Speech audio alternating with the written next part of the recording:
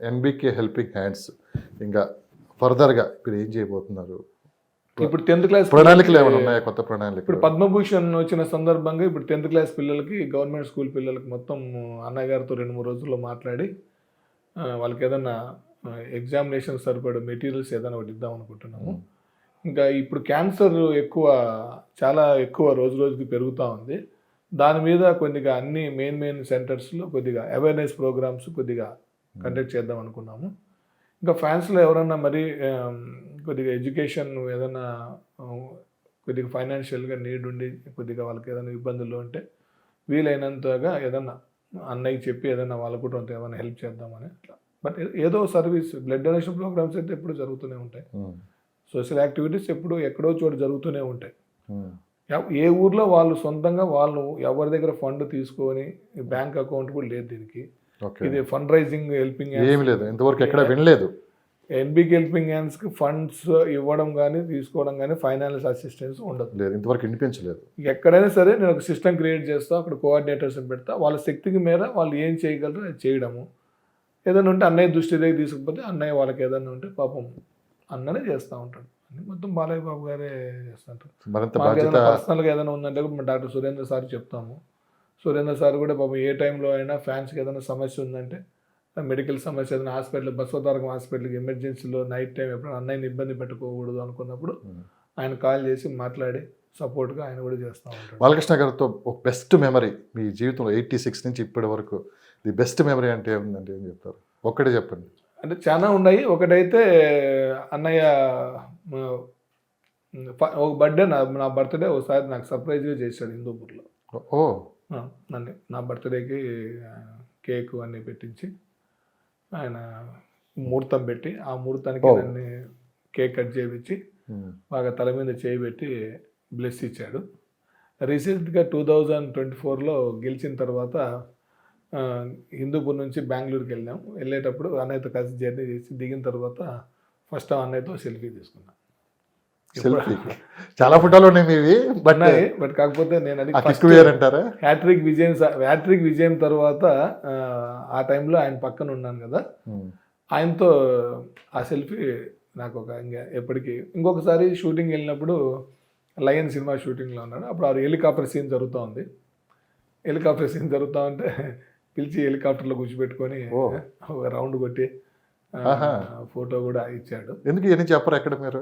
అంటే మన ఒకటే కాదు కదా, ఇప్పుడు అవకాశం దొరికింది నాకు, అది చెప్పుకుంటే బాధ్యతతో కూడిన అంటే అవకాశం దొరికింది, అది మెమరీ లాగా పెట్టుకున్నాను. అది అన్నీ మనం చెప్పి ఇంకొక అభిమానికి అంటే అందరు అభిమానులు నాలాగా కలవల చేసుకోవాలని ఉంటుంది కదా. బట్ నాకు వచ్చిన ఆపర్చునిటీ నాకు గుర్తుగా మెమరీగా నేను చెప్పుకుంటాను. ఎలా సమయం ఎట్లా మీరంతా ఈ టైము బ్యాలెన్సింగ్ పక్క 70% మీరు మొత్తం ఏది చేసినా బాలకృష్ణ గారి కోసం, అంతే. మిగతా 10% 20 కుటుంబం కోసం, మిగతా 10% బిజినెస్. ఏదో మనం ముందుకెళ్ళాలంటే ఏదో బిజినెస్ ఉండాలి. మీకంటూ సపరేట్గా పెద్ద పెద్ద బిజినెస్లు ఏం లేవు. సో ఒక అభిమానిగా మీ పని మీరు చేసుకుంటానే మీ కార్యక్రమాలను కూడా ముందుకు తీసుకున్నారు. అంత గొప్ప వ్యక్తి అని చెప్తున్నా కదా, అంత గొప్ప వ్యక్తి మళ్ళీ అక్కడికి వెళ్తున్నారు. అంత గొప్ప వ్యక్తి పక్కన సేవ చేసే భాగ్యం కలిగినప్పుడు, ఆయన ఎంతో మందికి అన్ని విధాలుగా సేవ చేసేటప్పుడు నాలాంటి వాలంటీర్స్ ఇంకా తయారు కావాలి. ఆయనకి ఇంకా ఎక్కువ నాలాంటి హ్యాండ్స్ ఇంకా ఎక్కువ తయారవుతే ఆయన ఇంకా అన్ని రూట్స్కి ఆయన సేవ ఇంకా లేదు. ఇలాంటి చేయడానికి అందరిని కలిపి ఒక కంబైన్డ్గా ఏదైనా ఒక కొత్త ప్రోగ్రామ్ ప్లాన్ చేశారు ఎప్పుడన్నా మీరు? ఉంది, మన టీం ఎప్పటికప్పుడు టీం ఉంది, ఎన్బికే టీం ఉంది. కొత్తగా ఏమన్నా కొత్తగా ఇప్పుడు అలా మోక్షకి మంచి యంగ్స్టర్స్ని పెడతాం. ఓకే, నాకు యంగ్ బ్లడ్ని, మన యూత్ ఐకాన్ కదా.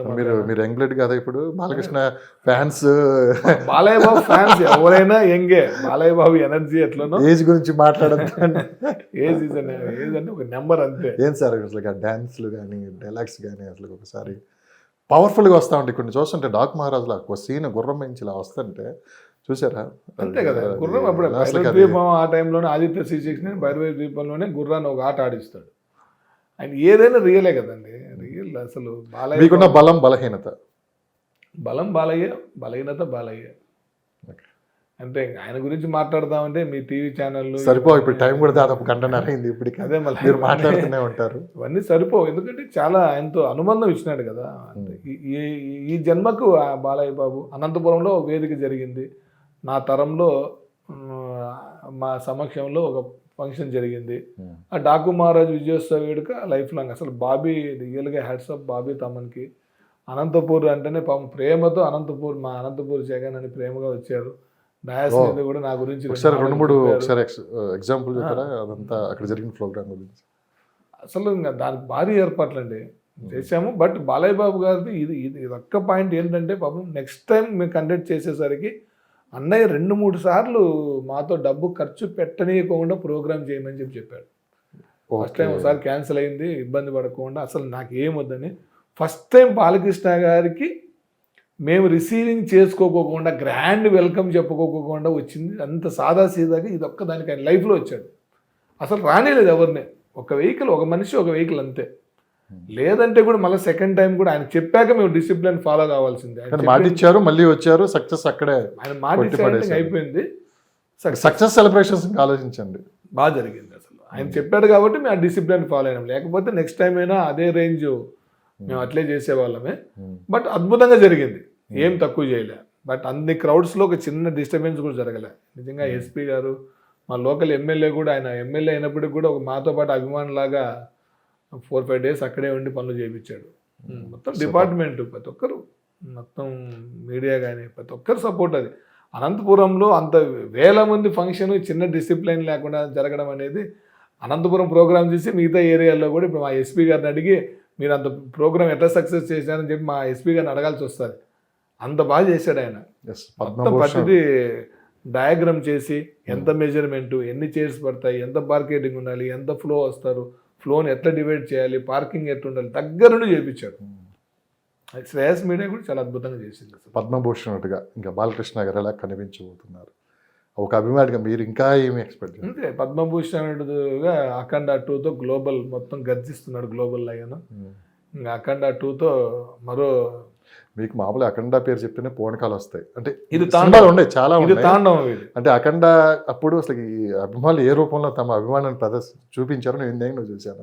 అఖండ 2 అనగానే ఇంకా అసలు ఎవరికి తాండవమే ఇది. ఇంకా అఖండ 2 అనేది తాండవమే. సెప్టెంబర్ 25, 2025 అసలు భూమి ఆకాశం ఏకం దద్దలైపోతుంది. అసలు బాలయ్య పర్ఫార్మెన్స్ కావచ్చు, ఇంకా బోయపాటి బాలయ్య కాంబినేషన్లో తమ్మనంటే ఇంకా మీకు చెప్పే పనిలే. అందరిలానే మీరు కూడా ఒక అభిమాని. సో ఈ సందర్భంగా మీరు ఏం చెప్పాలనుకుంటున్నారు లాస్ట్గా? ఏం లేదు, ప్రతి ఒక్క అభిమాని బాలయ్య బాబుని ఆదర్శంగా తీసుకున్నారు. ప్రతి ఒక్క అభిమాని బాలయ్య బాబు మీద అభిమానంతో, నేను ఒక్కనే కాదు ప్రతి ఒక్కరు కూడా నాలాగా నన్ను మించి ఎన్నో కార్యక్రమాలు చేసినారు. బాలయ్య బాబు గారు, మేము ఎంత బాలయ్య బాబుని అభిమానిస్తున్నామో మాకంటే ఎక్కువ బాలయ్య బాబు మమ్మల్ని తిరిగి ప్రేమిస్తున్నాడు. మమ్మల్ని ఒక కుటుంబ సభ్యుడిలాగా చూస్తున్నాడు, ఒక అభిమానిలాగా చూడకుండా మమ్మల్ని అందరినీ ఒక క్రమశిక్షణమైన దారిలో నడిపిస్తున్నాడు. మాకు ఒక ఫాదర్ లాగా, ఒక రోల్ మోడల్ లాగా, ఒక బ్రదర్ లాగా, ఒక గైడ్ లాగా మాకు ఆయన ఉన్నాడు. కాబట్టి మాకు అదే మా ధైర్యం ఫ్యాన్స్ అందరికీ కూడా. ఇవాళ సొసైటీలో బాలయ్య బాబు ఫ్యాన్స్ అని సగర్వంగా చెప్పుకోగలుగుతున్నామంటే అది మా కష్టం కాదు, బాలయ్య గారి కష్టం. బాలయ్య సాధించిన విజయాల్ని మేము గొప్పగా చెప్పుకోగలుగుతున్నాం. అంటే గొప్పగా చెప్పుకోగలిగినంతగా బాలయ్య బాబు గారి యొక్క సర్వీసెస్ మాకు ఇన్స్పిరేషన్.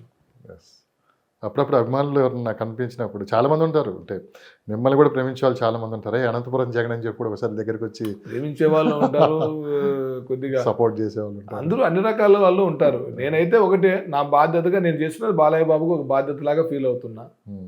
ఎవరో ఫీల్ అవుతారని చెప్పేసి నా అభిమానాన్ని నేను చంపుకోలేను కదా. నేను ఇంతవరకు ఏం ఆశించలే ఇన్నేళ్లలో. ఏ రోజు నేను ఇది కావాలని అడగలేదు. అడిగితే నాకు అన్నయ్య ఏది కూడా కాదన్నాడు. నాకు కావాల్సింది నా కుటుంబం చల్లగా. ఒక 5 years నుంచి చూస్తున్నాను దగ్గర నుంచి మిమ్మల్ని. అప్పుడు ఎలా ఉన్నారు, ఇప్పుడు అలానే ఉన్నారు. ఇప్పుడే మీరు శాతకర్ణి దగ్గర నుంచి చూస్తున్నారు. అప్పుడు ఎలా ఉన్నారు, ఇప్పుడు అలానే ఉన్నారు. శాతకర్ణి నేను దాదాపు 10 ఏళ్ళు అవుతుంది. శాతకర్ణి అప్పుడు మీరు ఇంటర్వ్యూ చేశారు. అప్పుడు ఎలా ఉన్నారు, ఇప్పుడు అలానే ఉన్నారు. అంటే మా బాలయ్య బాబు లాగే కదా, మేము వేరే ఏం మార్పు లేదు. ఎప్పుడు ఫోన్ చేసినా మంచి చెప్తూ ఉంటారు. మీరు మాటలు ప్రతి ఫోన్లో కూడా మళ్ళీ 60 to 70% బాలకృష్ణ గారు అని చెప్తారు. నాకు వేరే ప్రపంచం ఫ్యామిలీ బాలయ్య తప్పితే వేరే ఏం ప్రపంచం. నా బిజినెస్లు కూడా అంతే, నా వర్క్ నేను చేసుకుంటా ఉంటాను. మీరు ఏం చేస్తారు కూడా ఎవరికి తెలియదు. నేను అసలు బయటికి హడావుడిగా బాలయ్య బాబు టాపిక్ ఒక్కటే నేను బయట మాట్లాడుతాను. ఏ టాపిక్ నేను ఎక్కడ హడావిడి చేయను.